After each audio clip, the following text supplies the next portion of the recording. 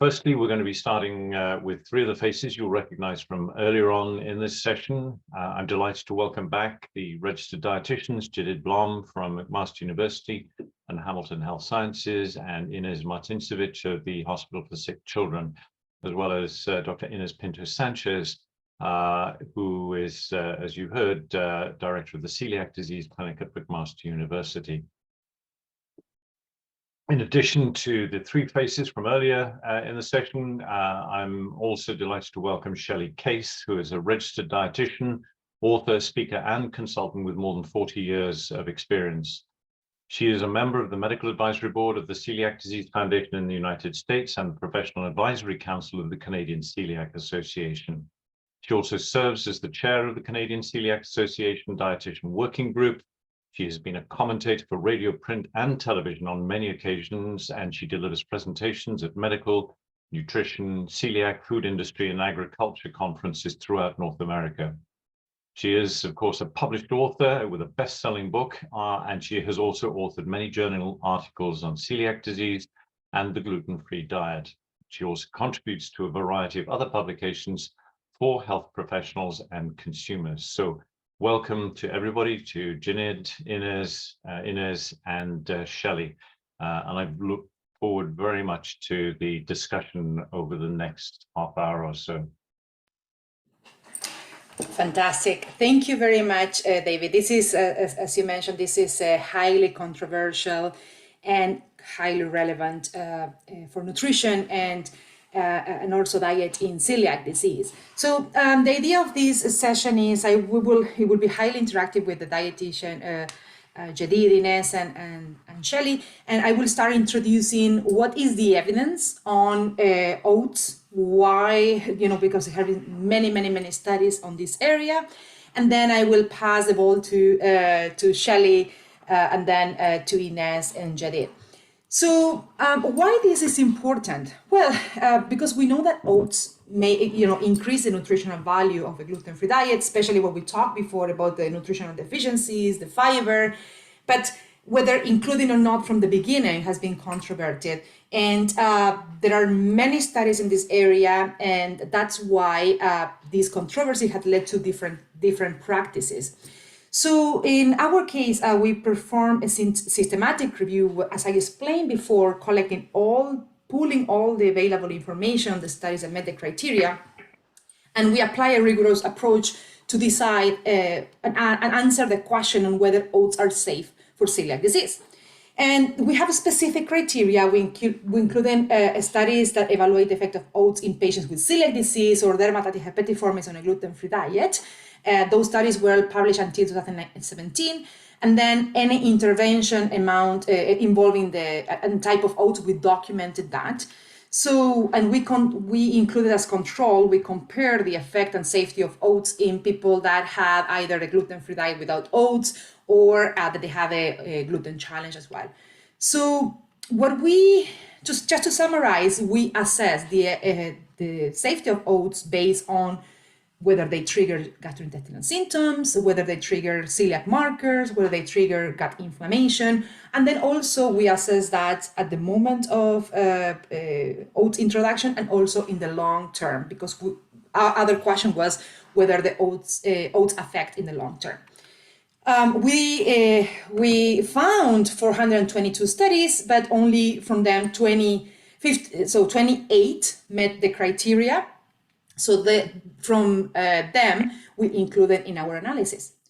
As you will see here, these are all the table with summarizing all the studies included, and we analyze this separate based on whether the studies are designed as a randomized controlled trial, which means that the person is allocated to one treatment versus the other, and that is considered the highest research quality for treatment. And then there are other studies, observational, non-randomized controlled trials, which are many of them, 22 in total. So as you will see here, this on the right, I have described that if you see a cell filled with red, it means that oats trigger that significant either symptoms, blood markers for celiac, inflammation, or symptoms in dermatitis herpetiformis. Green means that there was no change, and yellow means that there was a very minor change in very few people described in the study. So as you will see from the randomized control trials, the highest quality studies for treatment, there were no reds there, so no significant symptoms or worsening by oats. And based on the other studies, the observational studies, there was just only one very old study from the 1970s that only 11 people that trigger symptoms, that oat trigger symptoms. But if you will see all these studies together, the great majority are green. So that was pooled and analyzed very in details, and all the effect has been has been measured and determined, concluded that there was no difference in gastrointestinal symptoms in people who were consuming oats versus no oats, no difference in blood markers, no difference in gut inflammation. So oats does not trigger significantly, especially celiac disease. So that's why they were considered safe for celiac disease. However, after that, we also analyzed in dermatitis herpetiformis. There were no difference in outcomes in dermatitis herpetiformis, and there was no difference in long-term consumption of oats. So one of the things that we clarify there is that some of the studies, there were some errors identified there, and then also this is something that we should continue monitoring, because as I mentioned, these studies were until 2017. More recently, in the International Celiac Symposium that was 2 weeks ago in Italy, Dr. Jason from Australia presented a study whether oats will trigger some immune reaction, not just the oats, the avenin, so the proteins containing oats, will trigger immune reaction, so some increase in inflammatory markers and some symptoms in people with celiac disease. But there were very, very few people that reacted to oats, and that marker faded with the time, and they did not produce any gut inflammation, and then did not produce any celiac marker triggers. So again, this is consistent with the previous evidence that oats are safe for celiac. They may trigger some symptoms in very few people, but still, this is a sensitivity that will not lead to activation of the celiac disease. So just to summarize, are oats safe for celiac? There are some pros and cons, some upsides and downsides. Upsides are that pure gluten-free oats are safe for vast majority of people with celiac, and they are highly nutritious. So what we want is to incorporate in the gluten-free diet if they are safe.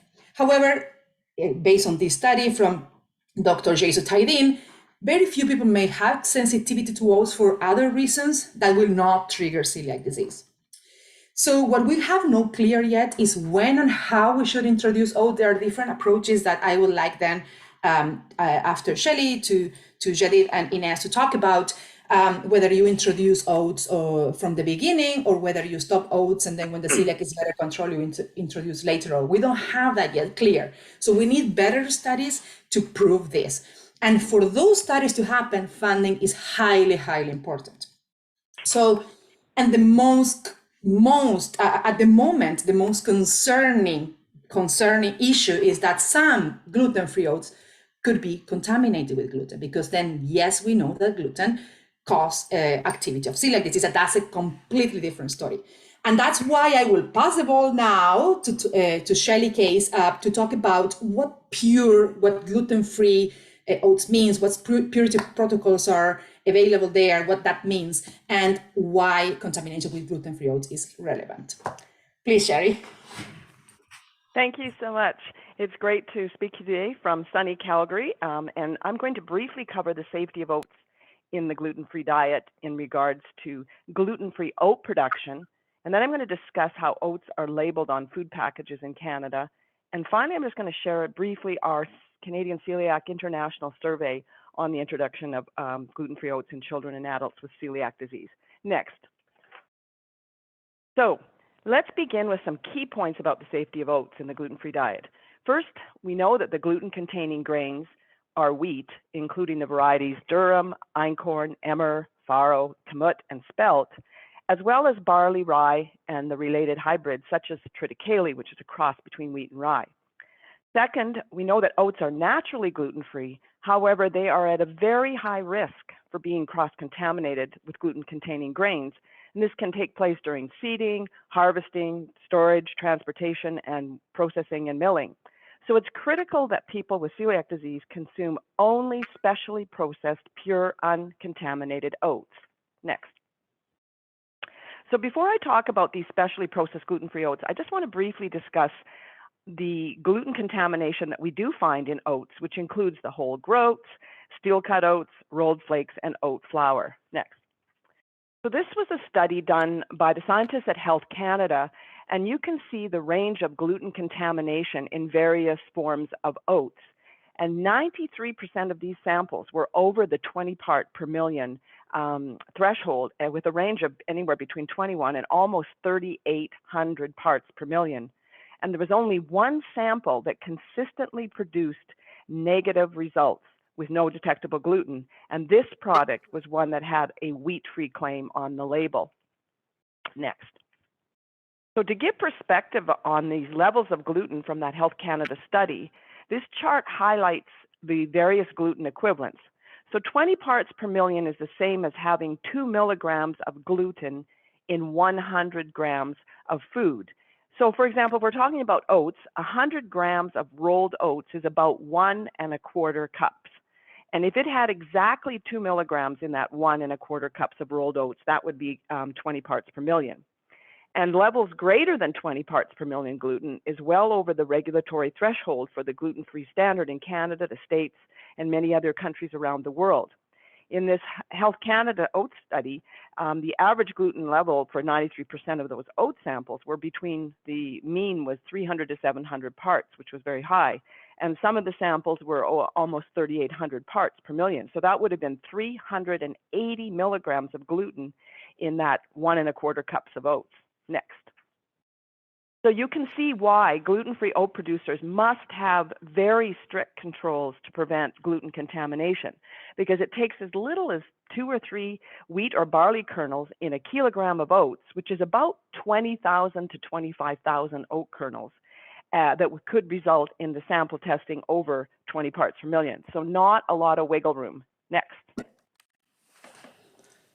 So there's 2 methods of producing gluten-free oats. One is the purity protocol method, which I'm going to talk about, and the other is using regular oats that have been cleaned and sorted to remove the gluten-containing grains. Next. So I'd like to take you on a little tour of a farm here to tell you how gluten-free oats are produced. There's Melissa and I standing in Melissa Secord, our executive director, and I standing in an oat field. We've had the opportunity to tour several oat farms, the Purity Protocol farms here in Saskatchewan, where I'm originally from. So let's talk, next slide, about what is this Purity Protocol? Because a lot of people have heard about it, but they're not exactly sure what it is. So Purity Protocol oat production involves many steps to prevent cross-contamination, or also known as cross-contact, with gluten-containing grains. And although there's no industry-wide standard, most producers follow very similar protocols. So first of all, the gluten-free oat companies work with select farmers that have very rigorous training and must meet and follow these strict protocols. And this includes they've got to use pure, uncontaminated oat seeds for planting, and they can have no wheat, barley, or rye grown on their fields that will be seeded to oats for at least 3 years.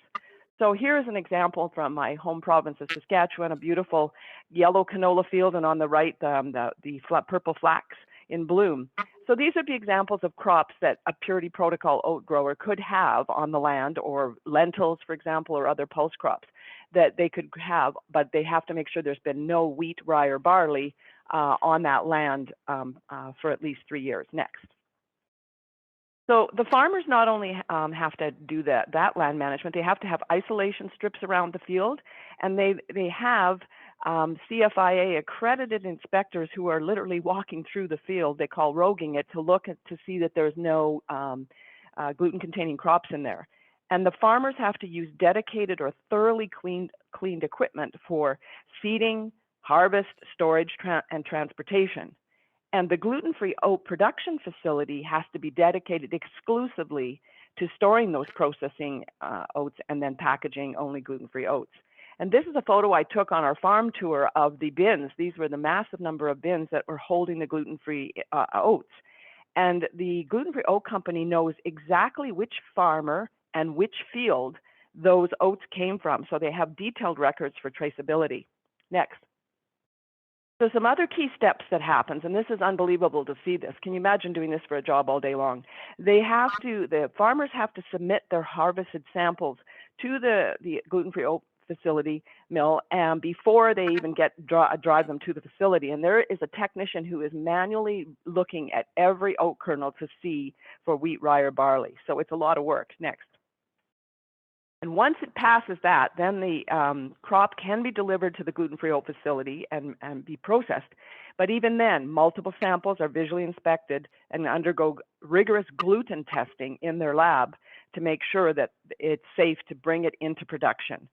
So, and then once the oats get processed, they have to be tested during the milling and before packaging. So you can see there's a lot of steps to produce these purity protocol oats, which is why they're expensive. Next. So let's talk about the other method of producing gluten-free oats. So there are other oat millers that will contract with farmers possibly, or they'll buy various crops from them, and they will start with regular oats that have been produced by these farmers that have grown other types of crops, including gluten-containing ones. And what they do is they have these regular oats are cleaned at the mill using very sophisticated mechanical and optical sorting equipment that will sort the grains according to their size, their shape, their density, and color. Next. So the type and quality of the sorting equipment and how it's operated can affect the quantity of the gluten-containing grains that are removed. And one of the challenges with this method is to ensure that all whole or broken kernels of wheat, barley, and rye have been separated and removed from the oat kernels. And this is a challenge because barley, especially barley, it's very similar in size, shape, and color as oats. And another concern is that the separated oats may have small traces of gluten-containing grain dust. So we need more research to investigate whether this actually poses a health risk for those with celiac disease. So these sorted oats will also undergo extensive gluten testing, but the extent of how it's done can vary from producer to producer. Next. So this slide just summarizes the differences in the way you can get gluten-free oats. And so I won't spend a lot more time because I could talk all day on this topic. So next slide. So that was your short crash course on gluten-free oat production. Now I'd like to highlight how are these gluten-free oats labeled in Canada and how Health Canada, the Canadian Food Inspection Agency, the Canadian Celiac Association, and top scientists like Dr. Vern Burrows here. He's our beloved Dr. Burrows. He's passed away, but he was known as Dr. Oats, and he was a member of our CCA Professional Advisory Board for many years. And he was very instrumental in working with our team and the oat producers and government to figure out a way we could get gluten-free oats to consumers, to the marketplace. But it took many, many years and many hurdles to overcome before we could do that. And I've been a member of the CCA PAB for a very long time, and I'm involved on this oat project, and I can tell you that firsthand it was a big challenge. Next. So what happened was Health Canada did, we were trying to get the gluten-free oats going, but Health Canada, we had to wait till they did the scientific review on the safety of oats that was published in 2007. And they concluded from all the studies at that time that the data found that that moderate amounts of pure uncontaminated gluten-free oats were safe for most adults and children with celiac disease. Next. So 4 years later, and after years of consultation, Health Canada updated and enhanced their labeling regulations for food allergens, gluten sources, and added sulfites. That was passed in 2011, and it came into force in 2012. And what this regulation requires is that ingredients, like if it's an allergen of the priority allergen list, gluten sources or added sulfates must be declared either in the list of ingredients or in a separate contain statement immediately following those lists of ingredients. Next. Next slide, thank you. So here is the list of priority allergens, which you can see wheat and triticale. But what's puzzling here for a lot of people, and this takes a bit of explanation, so I'll try to help sort through this complicated regulation. They consider the definition of gluten with our traditional grains, wheat, rye, barley, triticale, but they also have oats in there. And so the reason why they kept oats in this is because they knew oats had a very high risk of cross-contamination. And if they took oats out of the definition of gluten, then when you looked at a label, you'd never be able to know if those oats that you see in the ingredient list were purity protocol or mechanically, optically sorted cleaned oats, or regular oats that were highly contaminated. Next slide. So about that time when they were working on the enhanced labeling regulations, they also revised our 1995 gluten-free regulation. And so that they were done in harmony. Next. And in that gluten-free regulation, again, the definition of gluten included, you can see, oats with the other gluten-containing grains. And again, they wanted to keep oats in there, but we kept working with Health Canada to try and find a regulatory solution for how could we get these pure oats that we now had on the marketplace, but they couldn't be called gluten-free. Next.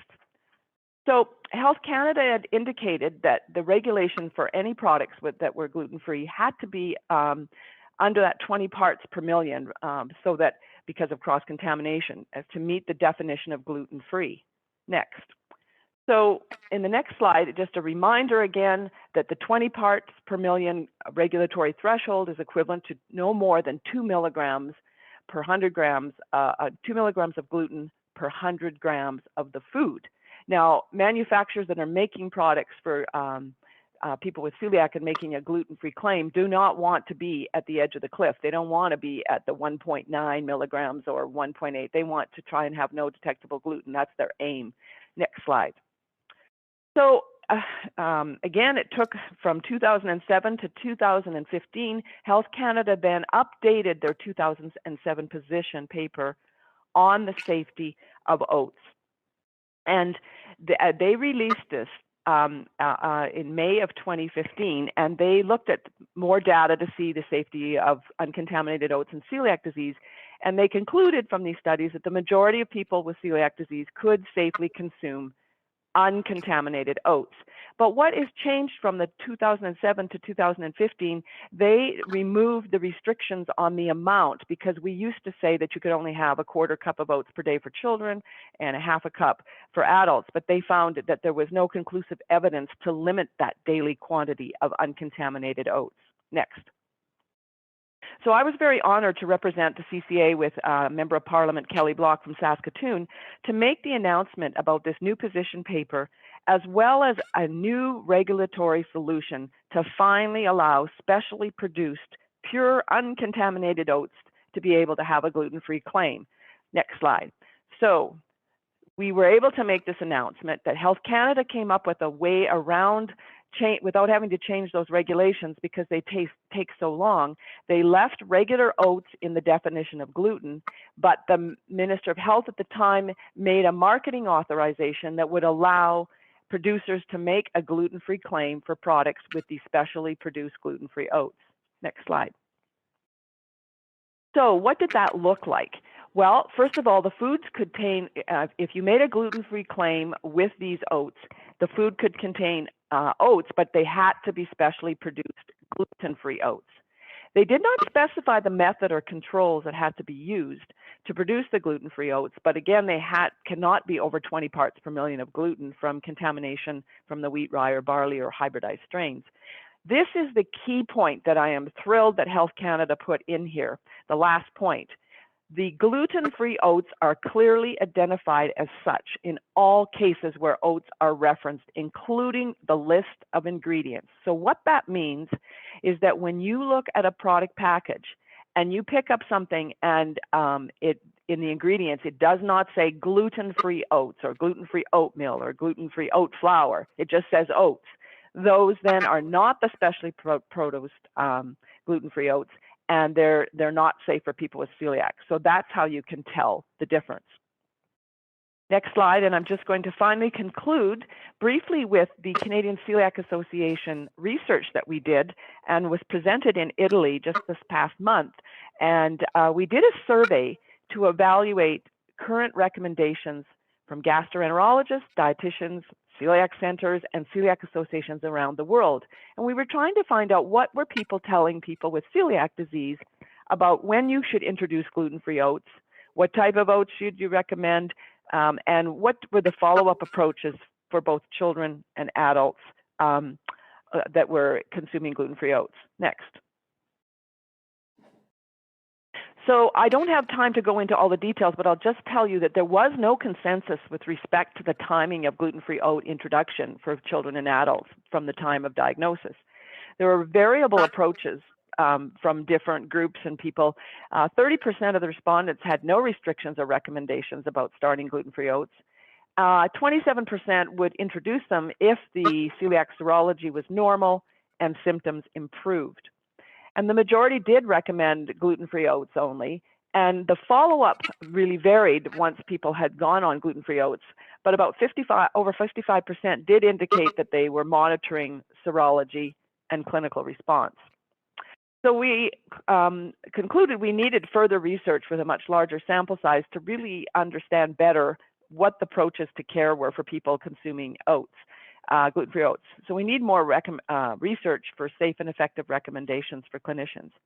And then the last slide, I just like to say this is what the posters look like, and it's hard to read on PowerPoint. So if you just go to the next slide, if on your most recent Celiac, Canadian Celiac magazine, there is a link to the oats poster and the other one that we did also on food labeling.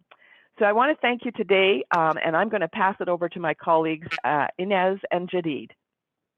Thank you very much, Ellie, for this fantastic overview that make us better understanding what the process to get gluten-free or pure oats are and how they differ and what it requires. So the question is now for Jedid and Ines, because Jedid is a dietitian from adult, providing care for adult patients, and Ines to pediatrics. So I want to know from your perspective, from an adult and from a pediatric perspective in both centers, what is the evidence of what is the right time for introducing oats, and what criteria do you specifically use to know when it's safe to introduce oats?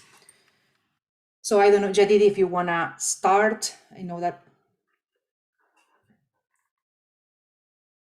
Yes, thank you very much. So that was really great information about the gluten-free labeling of oats. And I'd like to start with some information about the nutritional value of oats as part of a gluten-free diet. So we know that gluten-free oats are a good source of fiber, especially a compound that's called beta-glucan, which is a soluble fiber, and it helps to reduce LDL cholesterol. It helps to improve blood sugar levels, insulin sensitivity, as well as making people feel more full. And we also know that there's a high content of protein in oats. So if you eat a third cup of rolled oats, for example, you'll get 4 grams of protein from that serving. It's also rich in vitamins and minerals. I won't talk too much about those. It improves the palatability, also the texture of the gluten-free oats, foods that oats are in. And we know that many gluten-free packaged foods contain oats, and that we want more variety and choices for our celiac community. So for that reason, at the McMaster University Medical Center, what we do is we actually allow people to have gluten-free oats. So they have to be labeled gluten-free once they're diagnosed with celiac disease. And then we look, once they come back for their 6-month visit, we look at their celiac markers, and if they have normalized, then they can continue to eat gluten-free oats. If not, then we can see what could be other reasons for them not having those celiac markers come down. And one big reason is that cross-contamination, not from oats, but from other reasons, is often still part of their diet, especially from going to eat out at places or maybe in their own kitchen. using a dedicated gluten-free cutting board, or using a colander that's not dedicated gluten-free. So those are all reasons why the celiac markers can still be elevated. Thank you very much, Jedid. So just to summarize, at MAC, we allow continue gluten-free oats, providing that they are gluten-free and pure. So, and then we monitor their celiac disease activity, their symptoms. And what, Ines, from your perspective, what do you usually do at Sick Kids? What is your approach? It's a great question. And I think what it does is it just highlights what the study revealed. Everyone's taking a little bit of a different approach. So at Sick Kids, we took a collaborative approach while reviewing the evidence, and some of the evidence that overlaps with the dates that Shelley was mentioning when Health Canada was really looking at being able to clearly identify gluten-free oats and those oats that are safe for individuals with celiac disease. At that time, the recommendations were that you wanted to wait for a patient to have a negative celiac serology. So depending on the lab that you go to, you wanted to have sort of this normal TTG. And the goal was symptom resolution. You know, we've learned a lot about managing celiac disease in that time. And so the Sick Kids approach was sort of a balance between what the recommendations were, but also hearing the community. You know, we had a lot of families letting us know that their child wanted gluten-free oats because there might have been a snack they could take to school that they felt like it wasn't an option, just because they were newly diagnosed with celiac disease and we didn't know how the disease was going to manifest or evolve. We're fortunate enough at Sick Kids that we have a dedicated celiac clinic, and so the monitoring and the follow-up is as frequent as needed. Every single patient that's newly diagnosed will always have a 6-month follow-up. And so at Sick Kids, it's during the 6-month follow-up visit that the introduction of gluten-free oats is discussed. So just like it was mentioned repeatedly over and over, the only safe oats are those that are labeled gluten-free and those that have been tested to ensure that they're gluten-free. And we reintroduce them usually for, I would say, the majority of the patients at their 6-month follow-up visit. And that's because at that visit, we do have their first post-diagnosis celiac serology panel complete, their micronutrient panel complete, as well as we review their symptoms. And we don't say that we expect symptom resolution. The data and the evidence in the pediatric experience is that at 6 months, you're not going to have all the symptoms that you presented with completely gone. So I just want to make it clear that we're looking for symptom improvement, not necessarily resolution. And the other thing that I would say about our experience, and this is where funding, campaigning, raising money, doing research is important. But anecdotally in our experience, the majority of patients that introduce them at 6 months don't ever have them eliminated again. And so Dr. Ines, that speaks to the meta-analyses that you discussed where, you know, the data showing us that gluten-free oats, provided that they're really gluten-free, can safely be introduced probably sooner in some clinics and for some people, and that they can remain a healthy part of a gluten-free diet. Thank you very much, Ines. I think that's very important because as you mentioned, in adults, we don't see a significant, like a complete resolution of symptoms or complete normalization of the TG at 6 months. So depriving from oats will require depriving from a longer term in our end as well. So that's something that we should get more evidence on what is the best approach, because oats are a high, you know, like a very important in terms of nutrition for our diet. So just to summarize, what we do know is that based on the multiple clinical studies that have been done, it seems that oats are safe for the majority of people with celiac disease. And we know that they contribute very much from because they are nutritious food and should be part of a healthy, balanced gluten-free diet, ideally if people are not reacting to that. And there are not clear mandates regulating the yield of oats, and which compromise the safety, and we need to work on this area. So what we don't know is that if we need to start oats from the beginning or delay the introduction of oats until the patient has, as Inez mentioned, negative DTG or decreased DTG, just to avoiding confusing symptoms.